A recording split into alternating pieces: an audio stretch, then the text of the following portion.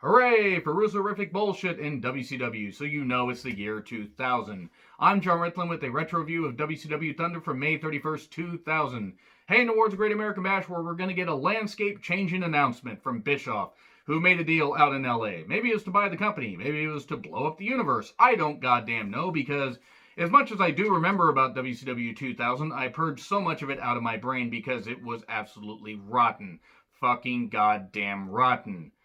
But I'm pretty certain I'll be reminded of what it was when I watched the pay-per-view, and I remember it being like going over like a fart in church. So, Schiavone, Tenay, and Heenan on commentary, and we start off with Chris Candido and Terry Funk, dressed similar because Candido wore tights like Funk because he wanted to impersonate him. He was no gimmicks needed, and at least Tammy the Tramp wasn't there, which is kind of funny because she would have fit him right in the horse stables and the horse manure that, these two were fighting amongst, because, yes, they went out into the sticks of Boise, Idaho, to some horse stables to continue this hardcore match after Candido was thrown in a flatbed truck.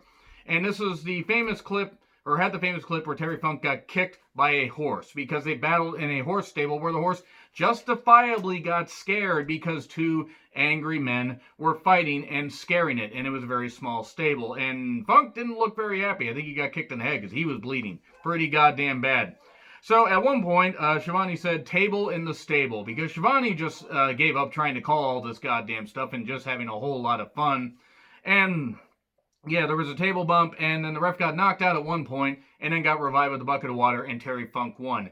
The sad thing is, this was the peak of the goddamn show. It was stupid, it was ridiculous, but whatever, at least it was fun. I mean, I've never really cared for hardcore wrestling, or at least the vast majority of it, but at least these guys had fun. It wasn't wrestling, but it was entertaining at least, because Candido and Funk are pros. Well, were pros in the case of one, R.I.P. Chris Candido.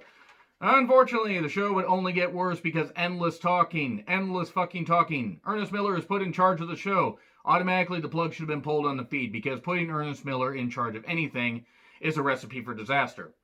And then Rick is here with his wife at the time, Beth, and Reed. Unfortunately, this would turn into a whole lot of bullshit. Kimberly cannot act. She cannot act at all, and she was given more TV time than she fucking deserved.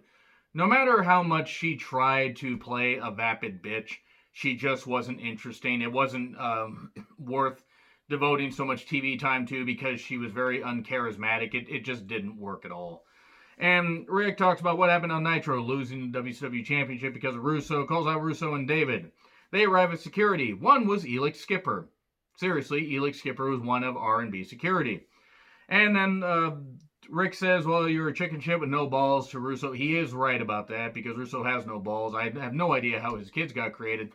His wife must have done artificial insemination, must have gone to a clinic to actually get, actually be able to create kids from a real man, because we know Russo isn't a real man.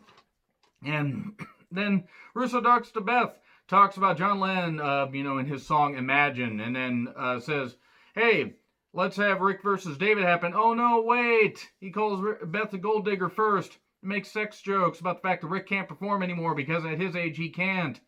And then, Rick wants a match with Russo. "Wait, here's an idea," Russo said. "How about you and Reed team up against me and David?" This is the infamous episode where Reed and Russo actually got in the ring. A 12-year-old and a piece of shit that should have never been in wrestling at all.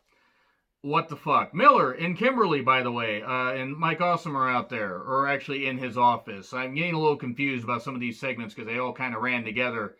Then some fan rushes the ring during a in-ring segment, or some fan, I say, between Kimberly and Mike Awesome, and there's a table in the corner, and this fan gets powerbombed through the table.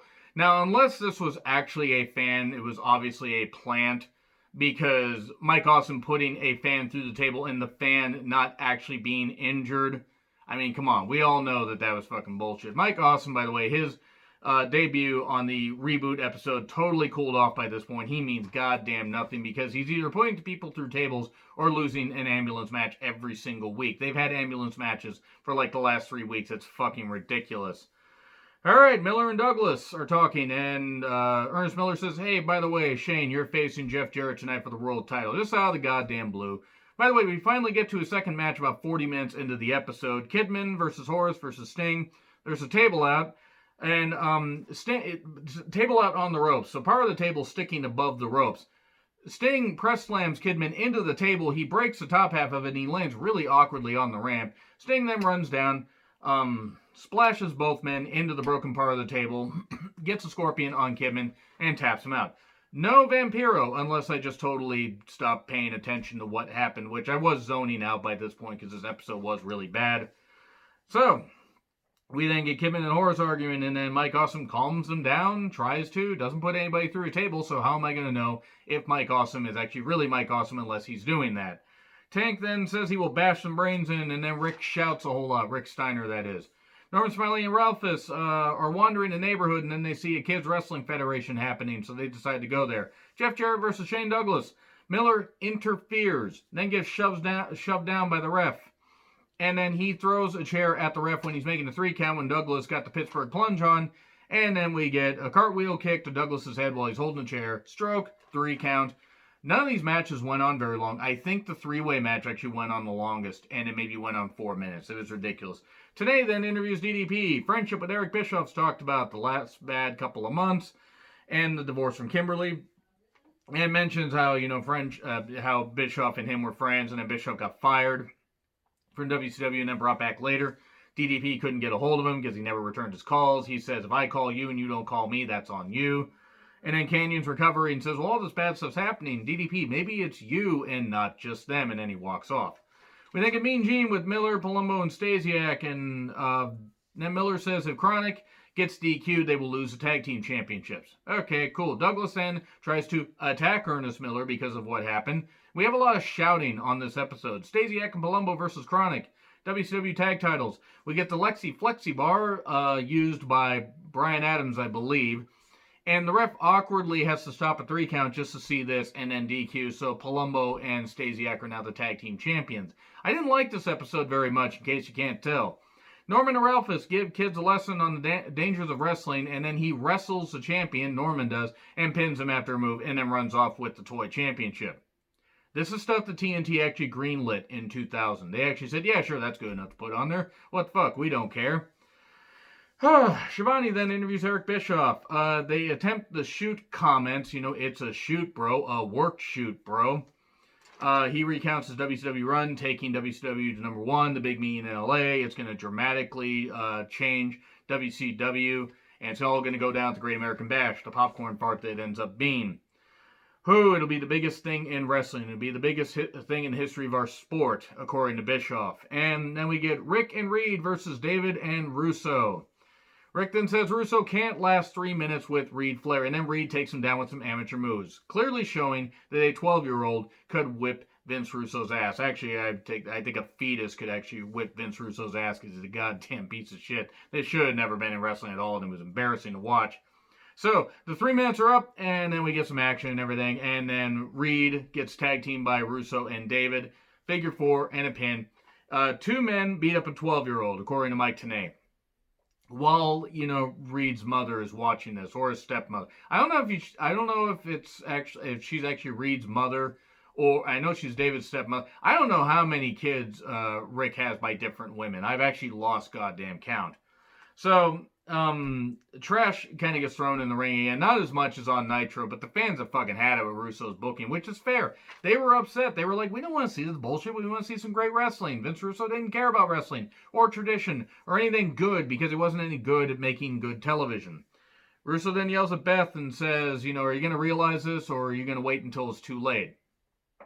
Something about that. Rick then wants a cage match with Russo on Nitro in Atlanta. So yeah, I'm going to be watching that. You're probably going to get these retro reviews, by the way, up a few days before the 20-year anniversary of these episodes because I'm a busy man. I post a lot of content and everything. So just enjoy the fact that I flood your timelines. And thank you guys, by the way, for watching. I really do appreciate it. So we get Kevin Nash and Scott Steiner versus Tank Abbott and Rick Steiner. Ernest Miller is on commentary and actually shouts on the microphone, whoever gets the fall will win win the right to face Jeff Jarrett at the Great American Bash for the world title. Jarrett hits Scott Steiner when he's got Steiner recliner on. It's either Tank or Rick. I actually forgot. And then a big old schmaz and everything. Referee's count gets broken up. Big jackknife to Rick Steiner. And Kevin Nash pins, and that's all I gotta say about that. Yeah, Kevin Nash is gonna face Jeff Jarrett at the Great American Bash for the World Heavyweight Championship, and this episode was rotten. It was really goddamn rotten, but you know what? It's par for the course with Vince Russo's booking. This is despite all the talents they had, all the established talents and all the up-and-coming talents, and the show was just absolute crap. Any entertaining stuff, like the Candido Funk match, is just buried in the sea of shit.